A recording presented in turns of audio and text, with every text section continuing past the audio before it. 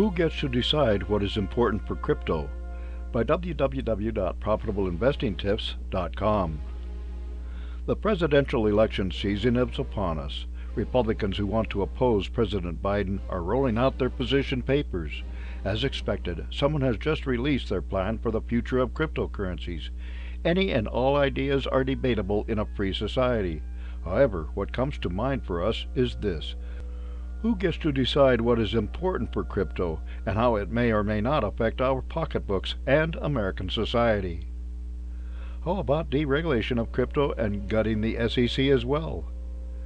Vivek Ramasamy is an American entrepreneur worth nearly $1 billion. He is running for president as a Republican in the primaries.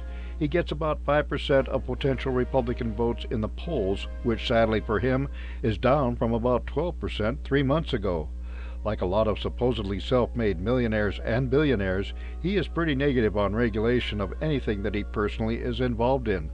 That slant on things appears to have spilled over into his view on cryptocurrencies. Mr. Ramasamy thinks that all crypto regulation should be rolled back, and at the same time the Securities and Exchange Commission should lose most of its staff and its regulatory authority. This would be part of a program where 75% of federal employees would be fired.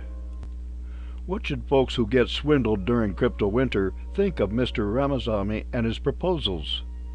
Many, if not most, federal regulations were not imposed until some sort of problem arose. Most of the folks in crypto abhorred the idea of regulating crypto until they lost their money.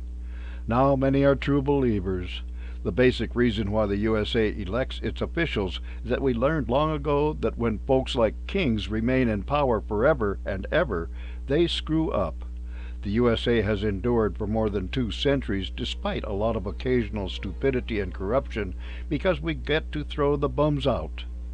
We get to vote first in the primaries and then the general election to choose who we want to be responsible for deciding things like whether or not to fire 3/4 of the federal government. These sorts of arguments always boil down to who gets hurt and who makes money or who stays out of jail due to things like gutting the SEC. The shadow government that has quashed crypto. Ramasamy says that ever since crypto was invented, a shadow government of the administrative state plus cronies on Wall Street have sought to quash the rise of crypto. He is going to fix all of that if elected. As is usual with this sort of broad proposal, the details do not include whether or not anyone will be available to make Social Security payments to folks who paid into the system all their lives. There is nothing about how, under his plan, under FTX fiasco, with billions in losses, would be avoided. Nor are there details about making certain that crypto and DeFi evolve into level playing fields and not playgrounds for the rich, with mom-and-pop investors being constantly taken to the cleaners. Does anyone agree with Ramasamy about crypto?